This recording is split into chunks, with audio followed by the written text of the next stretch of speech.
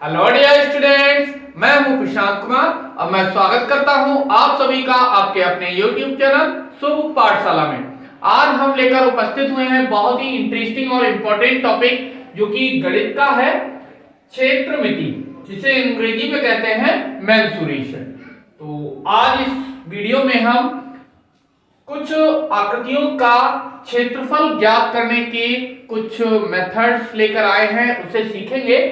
तो आज की वीडियो में हमारा जो मेन टॉपिक है वो है समलंब, जिसे अंग्रेजी में कहा जाता है ट्रेपेजियम। सबसे पहले ये समलंब होता क्या है? ऐसा चतुर्भुज जिनमें आमने सामने की भुजाएं समांतर होती हैं। तो ये हमने दो समांतर भुजाएं खींच ली हैं, ए बी और सी डी। इन्हें जब मिलाया, इधर ए से डी को मिला लिया और बी से सी को मिला लिया, तो इस तरह से जो हमें चतुर्भुज प्राप्त हुआ है, ऐसे चतुर्भुज को हम समलंब कहते हैं। अब अगर हम इसका क्षेत्रफल ज्ञात करना चाहें तो कैसे ज्ञात करेंगे? तो इस तरह से हमने इसको आगे बढ़ा लिया है।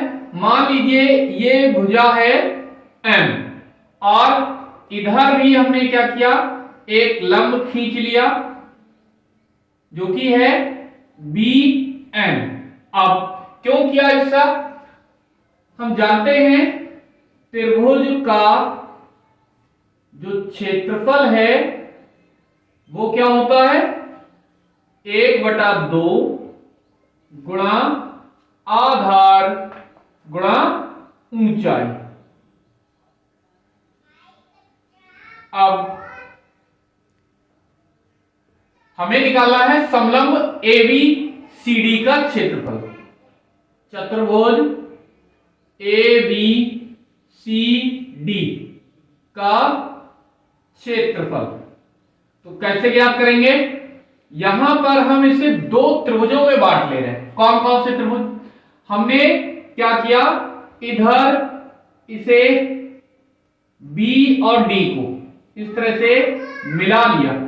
एक तो त्रिभुज बन जाएगा ये वाला, ऐसा, कौन सा, A B और D। और दूसरा त्रिभुज बन रहा है कौन सा, इस तरह से,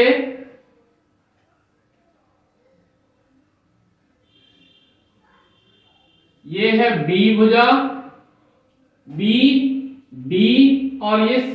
दो त्रिभुज बन गया। अगर हम इन दोनों त्रिभुजों को मिला दें तभी तो हमें ये समलंब या चतुर्भुज प्राप्त होगा। हमें इसका क्षेत्रफल ज्ञात करना है, तो क्या करें?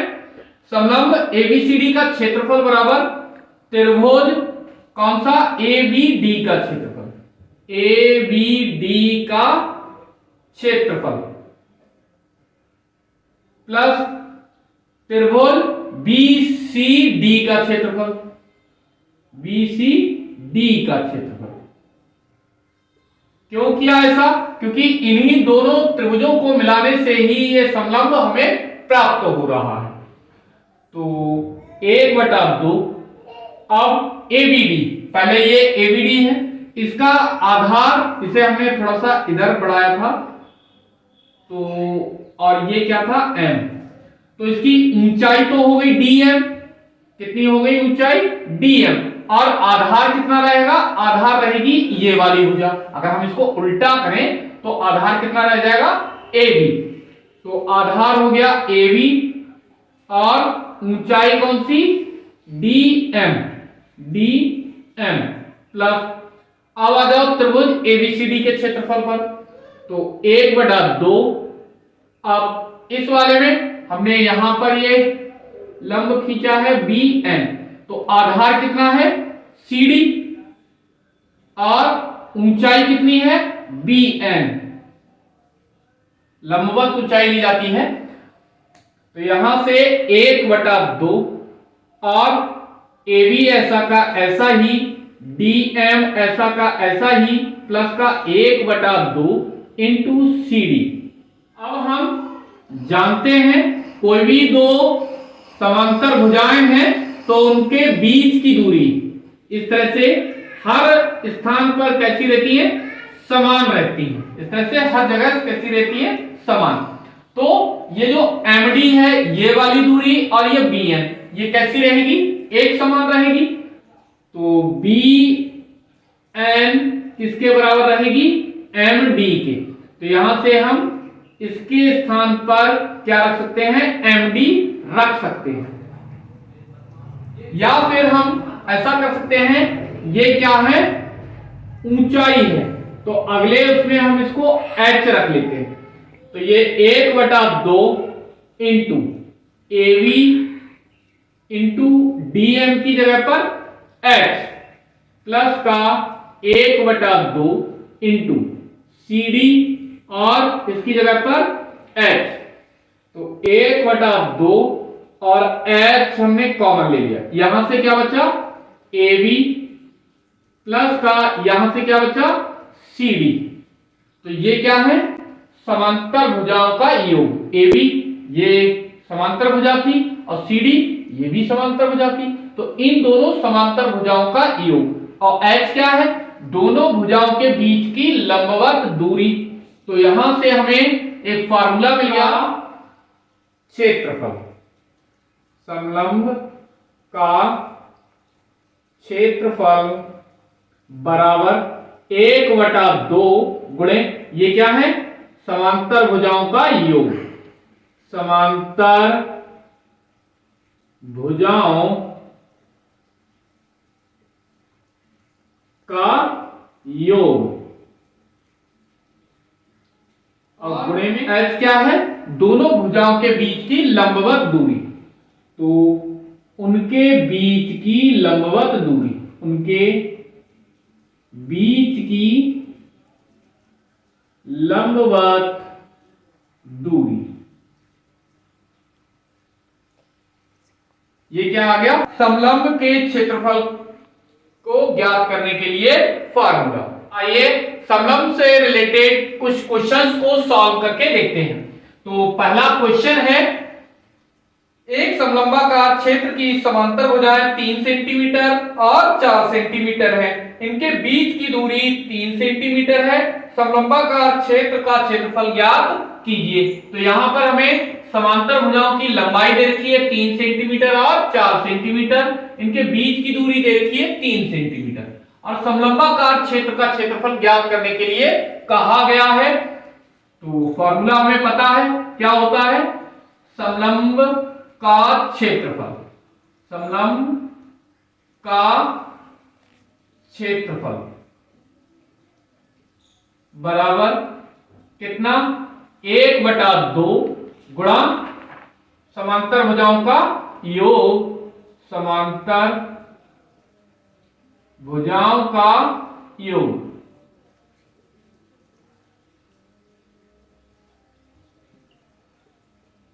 गुणा उनकी ऊंचाई, या हम ऐसे कह सकते हैं लंबवत दूरी, जो भी उनके बीच की दूरी है वो।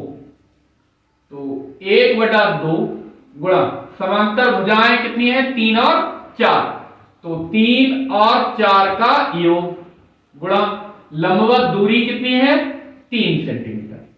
तो 1/2 गुणा ये कितना हो जाएगा, 3 और 4 7 गुणा में 3, तो ये वैल्यू आ गई कितना, 21/2।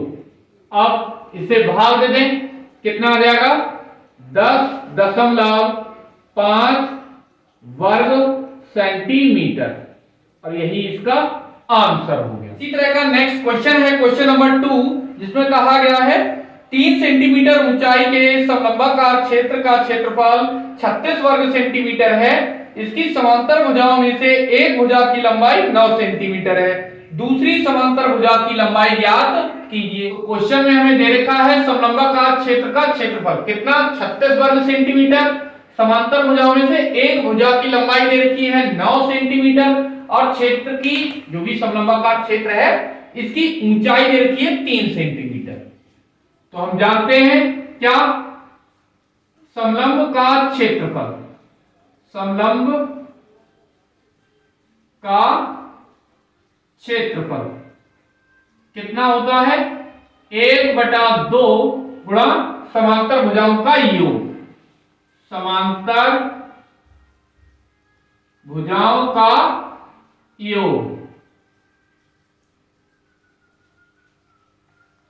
भुजाओं का योग और गुणा में ऊंचाई, जो भी समलंब है उसकी ऊंचाई क्या है, तो 1/2 ऐसा का ऐसा ही समांतर भुजाओं का योग। तो समांतर भुजाओं में से तो हमें एक ही भुजा दे रखी है कितनी, 9, और दूसरी भुजा अभी हमें पता नहीं है, उससे हमें इसमें जोड़ना है। गुणा ऊंचाई दे रखी है कितनी, 3 सेंटीमीटर, और समलंब का क्षेत्रफल दे रखा है कितना, 36 वर्ग सेंटीमीटर, तो 36 लिख दिया। अब जो दूसरी भुजा है वो हमें पता नहीं है, तो उसे हम मान लेते हैं। माना दूसरी भुजा, दूसरी भुजा बराबर कितना, x सेंटीमीटर। जो समांतर भुजाओं का योग है उसमें से एक भुजा तो हमें 9 पता है, दूसरी की जगह जो हमने x माना है उसको रख दिया। अब 36 ये गुणा में है 3, ये कहां जाएंगे, बटे में आएंगे 36 के, और 2 जो बटे में है ये कहां जाएंगे, ऊपर गुणा में, बराबर इधर कितना 9 प्लस का x रह गया, केवल ये संख्याएं रह गई हैं, 3 इसके बटे में आ गया, 2 चला गया इधर गुणे में। अब इससे भाग दे देंगे कितना, 3 एकम 3, 3 दूनी 6, 12, तो 12 दूनी कितना हो गया 24, बराबर 9 प्लस का x, या ऐसे भी हम इसे लिख सकते हैं 9 प्लस का x बराबर कितना 24। तो हमें x का मान निकालना है, यहां से x रखा, 9 को उस साइड ले जाएंगे, तो जब दूसरी साइड में ले जाते हैं तो चिन्ह जाता है बदल, तो यहां पर प्लस का 9 है तो ये कैसा हो जाएगा, माइनस का 9। x बराबर कितना आ जाएगा, 24 में से 9 जाएगा, बचेगा 15 सेंटीमीटर। और ये क्या थी, दूसरी भुजा, तो यहां पर लिख देंगे अतः दूसरी भुजा की लंबाई बराबर कितना, 15 सेंटीमीटर। नेक्स्ट क्वेश्चन है क्वेश्चन नंबर 3, जिसमें एक चित्र दे रखा है और कहा गया है कि AB पैरेलल है CD के, मतलब AB भुजा CD के कैसे है, समांतर है, और कहा है AD लंबवत है AB के, मतलब ये जो भुजा है वो यहां पर कितना कोण बना रही है, 90 डिग्री का कोण बना रही है। और कहा है कि AB जो भुजा है उसकी लंबाई है 8 सेंटीमीटर, BC और CD इन दोनों भुजाओं की लंबाई कितनी है, 5-5 सेंटीमीटर, तो BC ये 5 सेंटीमीटर और CD ये भी 5 सेंटीमीटर है। और हमसे पूछा है चतुर्भुज ABCD से घिरे क्षेत्र का क्षेत्रफल ज्ञात कीजिए, तो किस तरह से इसको सॉल्व करेंगे। सबसे पहले तो हमें दोनों समांतर भुजाओं का योग चाहिए, क्योंकि ये एक समलंब है, तो समांतर भुजाएं हमें ये दे रखी है 5 सेंटीमीटर और 8 सेंटीमीटर। अब हमें ऊंचाई और चाहिए, तो ऊंचाई तो हमें दे नहीं रखी है, तो उसके लिए हम क्या करें, रचना कर लेते हैं, यहां से एक लंबवत रेखा खींच लेते हैं। तब मान लिया कि ये रेखा कहां पर काट रही है, AB रेखा को N बिंदु पर, तब रचना में कितना लिखना होगा, रचना में CN perpendicular AB means AB भुजा पर CN एक लंब खींचा। अब जब ये लंब खींचा तो जितना CD होगा उतना ही AN होगा, तो ये भुजा A से N तक कितनी होगी, 5 सेंटीमीटर, और टोटल है 8 सेंटीमीटर, तो ये भुजा यहां से यहां तक 8 सेंटीमीटर है, तब AN कितना रह जाएगी, ये 5 सेंटीमीटर, तो ये भी 5 सेंटीमीटर। अब टोटल है 8 सेंटीमीटर, तो ये भुजा कितनी, ये रह जाएगी 3 सेंटीमीटर, क्योंकि दोनों का योगफल 8 सेंटीमीटर के बराबर आना चाहिए। तो यहां से हमें बी एन की वैल्यू पता लगी कितनी है, 3 सेंटीमीटर। कैसे निकाला, टोटल में से इस 5 को माइनस करना है। तो यहां से वी एन बराबर कितना, ए बी में से माइनस करना होगा कितने को, ए एन को। तो ए बी है 8 में से 5 माइनस करेंगे तो हमें मिल जाएगा 3 सेंटीमीटर। वी एन की वैल्यू आ गई 3 सेंटीमीटर। अब त्रिभुज यही वाला ले लेते हैं, बी बी सी एन, त्रिभुज बी सी एन में यहां पर इसको मैं दोबारा बना ले रहा हूं, इस तरह से है। तब ये बी भुजा, बी बिंदु है, ये सी और ये एन। तो ये कितना है हमें ज्ञात करना है। ये भुजा हमें 3 दे रखी है, ये हमने निकाल लिया है, और ये 5 दे रखा है। अब हमें भुजा निकालनी है सी एन की लंबाई क्या है। तो हमने ये लंब खींचा तो ये 90 डिग्री का होगा। तो हम जानते हैं किसी भी समकोण त्रिभुज में जो कर्ण होता है इसका वर्ग शेष दोनों भुजाओं के वर्गों के योगफल के बराबर होता है। तब ये कौन सी प्रमेय है, पाइथागोरस प्रमेय। पाइथागोरस प्रमेय से क्या मिलेगा, लंब का वर्ग प्लस आधार का वर्ग बराबर होता है किसके, कर्ण के वर्ग के। तो लंब कितना है, सी एन, ये हमें पता नहीं है, इसकी वैल्यू हमें निकालनी है, का स्क्वायर। आधार कितना है, 3 का स्क्वायर बराबर कर्ण कितना है, ये भी सी 5 का स्क्वायर। तो सी एन का स्क्वायर प्लस 3 का वर्ग कितना 9 होता है, 5 का वर्ग 25। यहां से सी एन स्क्वायर बराबर 25, 9 उधर ले जाएंगे कैसा हो जाएगा माइनस का। तो सी एन स्क्वायर बराबर कितना, इसमें से घटाएंगे तो 16 है। सी एन स्क्वायर ये कितने का वर्ग होता है, 4 का वर्ग। दोनों तरफ अगर हम तुलना करें तो सी एन के स्थान पर क्या है 4, तो सी एन की वैल्यू आ गई 4 सेंटीमीटर। तो ये दूरी हमें पता लगी, ऊंचाई कितनी है ना। अब हमसे पूछा गया है चतुर्भुज एबीसीडी से घिरे क्षेत्र का क्षेत्रफल, मीन समलंब का क्षेत्रफल। समलंब एबीसीडी का क्षेत्रफल, एबीसीडी का क्षेत्रफल क्या सूत्र होता है, 1/2 गुणे समांतर भुजाओं का योग, समांतर भुजाओं का योग और गुणे में ऊंचाई।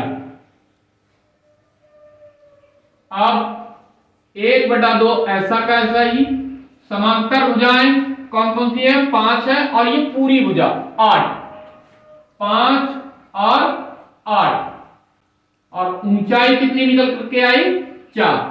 तो यहां से 2 से ये कैंसिल हो जाएगा, 2 दूनी 4, 5 और 8 कितना हो गया 13 है, और 2 ऐसे के ऐसे ही कितना आ जाएगा 26, और ये सेंटीमीटर में था तो वर्ग सेंटीमीटर आए। क्वेश्चन है क्वेश्चन नंबर 4, जिसमें कहा गया है एक समलंबाकार क्षेत्र की समांतर भुजाएं 8 मीटर और 6 मीटर है और इसकी ऊंचाई 4 मीटर है। समलंबाकार क्षेत्र का क्षेत्रफल ज्ञात कीजिए। तो क्वेश्चन में हमें समांतर भुजाओं की लंबाइयां दे रखी हैं 8 मीटर और 6 मीटर, और ऊंचाई दे रखी है इसकी 4 मीटर। इसका क्षेत्रफल हमें निकालना है।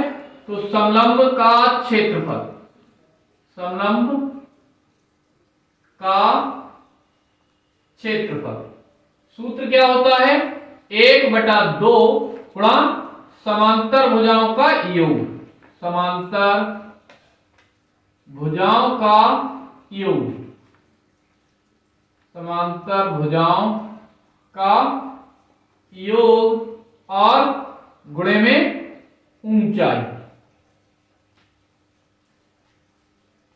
अब 1/2 ऐसा का ऐसा ही समांतर भुजाओं का योग। समांतर भुजाएं कितनी है? 8 और 6, 8 और 6, इनका योग कर दिया। ऊंचाई दे रखी है कितनी? 4। 2 से इसको डिवाइड कर लेते हैं, 2 दूनी 4, तो कितना आ गया? 8 6 14 है, गुणे में 2 ऐसा का ऐसा ही, तो 14 दूनी 28। ये मीटर में दे रखे थे, तो मीटर का स्क्वायर या वर्ग मीटर आंसर। इसी तरह का नेक्स्ट क्वेश्चन है क्वेश्चन नंबर 5, जिसमें कहा है एक समलंबाकार क्षेत्र का क्षेत्रफल 240 वर्ग मीटर है और इसकी ऊंचाई 15 मीटर है। यदि समांतर भुजाओं में से एक दूसरी की 2 गुनी हो तो दोनों समांतर भुजाओं की लंबाई ज्ञात कीजिए। तो यहां पर हमें ये दे रखा है क्षेत्रफल और उसकी ऊंचाई दे रखी है। तो मान लेते हैं कि उसकी एक भुजा, माना एक भुजा, और कौन सी वाली भुजा आई है? समांतर भुजाओं में से एक भुजा मान लिया ए है, तब दूसरी भुजा कितनी हो जाएगी? क्योंकि दूसरी भुजा कहा गया है, एक भुजा दूसरी भुजा की 2 गुनी है, तो एक है ए, तो दूसरी 2 गुनी हो जाएगी, मींस 2a हो जाएगी। तब समलंब का जो क्षेत्रफल है, समलंब का क्षेत्रफल, सूत्र वही रहेगा 1/2 गुणा समांतर भुजाओं का योग। समांतर भुजाओं का योग, भुजाओं का योग गुणे में ऊंचाई, तो 1/2 ऐसा का ऐसा ही समांतर भुजाओं का योग। समांतर भुजाएं कौन कौन सी हैं? ए और 2a, तो a और 2a इन दोनों का योगफल हो गया, इनटू ऊंचाई कितनी दे रखी है? 15 मीटर, और क्षेत्रफल कितना दे रखा है? 240, तो 2 बटे में है, ये कहां आएंगे? गुणा में, 240 गुणे 2, और जो 15 गुणा में है ये कहां आ जाएंगे? अपॉन में, बराबर इधर कितना बचा? a प्लस का 2a, तो ये कितना हो जाएगा? दोनों जोड़ देंगे, a और 2a कितना हो जाएगा? 3a, 3a बराबर, इसे भी कैंसिल कर लेते हैं, 5 से काट देते हैं, 5 3 15, ये 5 चौके 20 और 4 बचे, 5 अट्ठे 40, तो 3 से कट जाएगा, 3 16 48, तो कितना जाएगा? 16 दूनी 32, 32। अब a 3 गुणा में है, कहां जाएंगे? ये बटे में, 32/3 आ गया, और ये मीटर में था तो मीटर। हमसे कहा गया है कि दोनों भुजाओं की लंबाइयां ज्ञात कीजिए, तो अतः पहली समांतर भुजा, समांतर भुजा कितनी मानी है हमने? a, जो कि कितनी निकल कर आई है? 32/3 और मीटर। या इसको हम सॉल्व भी कर सकते हैं, 3 से भाग कर देंगे तो 10 लगभग 6 7 इसी तरह की आएगी। और दूसरी भुजा, दूसरी भुजा कितनी है? 2a, तो 2a की वैल्यू कितनी? 32/3, तो कितनी आ जाएगी? 32 दूनी 64 बटे 3 मीटर। यही दोनों इसके आंसर हो गए। इनको हम सॉल्व भी करके आंसर दे सकते हो। सभी क्वेश्चंस और कॉन्सेप्ट अच्छे से क्लियर हो गए होंगे। अगर वीडियो पसंद आई हो तो इसे लाइक और शेयर अवश्य करें। साथ ही साथ इसी तरह की इंपॉर्टेंट और इंटरेस्टिंग वीडियोस के लिए हमारे YouTube चैनल शुभ पाठशाला को सब्सक्राइब भी करें। धन्यवाद।